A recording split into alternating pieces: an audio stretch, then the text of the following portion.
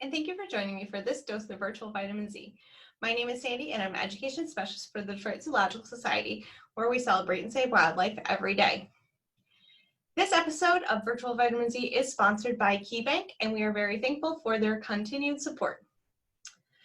The Detroit Zoological Society has a long and interesting history. Join me as we learn about the complex history of the Detroit Zoological Society we know and love. Over the course of the series, I will be getting most of my information from this book, The Wonders Among Us, and going into the archives and sharing a few treasures that I find there. The Detroit Zoo has been taking care of animals since the early 1920s. The professionalism of animal care and management has continued to improve over time. Today, animal care staff are highly educated, trained scientists who adhere to ethical and professional guidelines aimed at protecting and conserving wildlife. In the early years, animal care staff approached the job from a slightly different perspective. I mean, who doesn't love baby animals? And the more baby animals, the more guests want to come to the zoo. And in the first full year that the zoo was open, which was 1929, 37 animals were born. 17 of them were lions. That's a lot of lions. Today, a different approach is taken to breeding. The Detroit Zoological Society participates in an SSP, or a Species Survival Plan.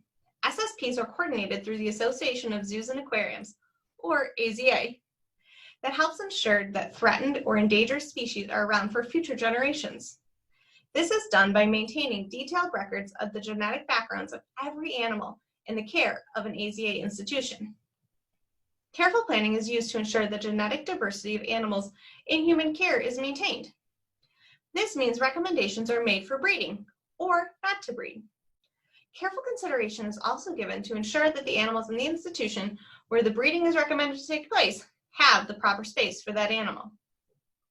People do come to the zoo to see the animals, and having a large number of animals in habitat spaces increase the odds of seeing animals. In the 1930s, Monkey Island had over 200 animals. In the 1930s, the Reptiles Exhibit had over 30 alligators, 24 turtles, and 218 snakes. And they all couldn't be housed here over the winter. There wasn't a place warm enough to keep them, so they spent their winters in Ohio. We now know that a large number of animals in habitat spaces creates aggression, conflict, neurotic, and unnatural behavior.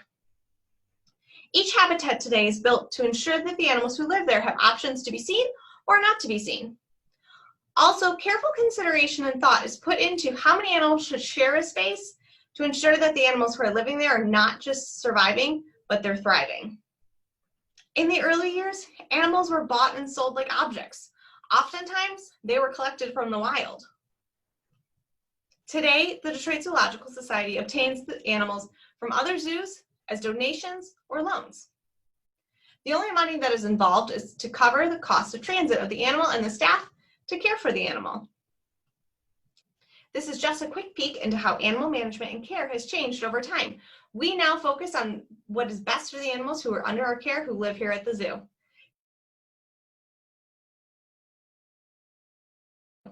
Thanks so much for joining me for this dose of virtual vitamin Z, and we hope to see you in the next one. Bye!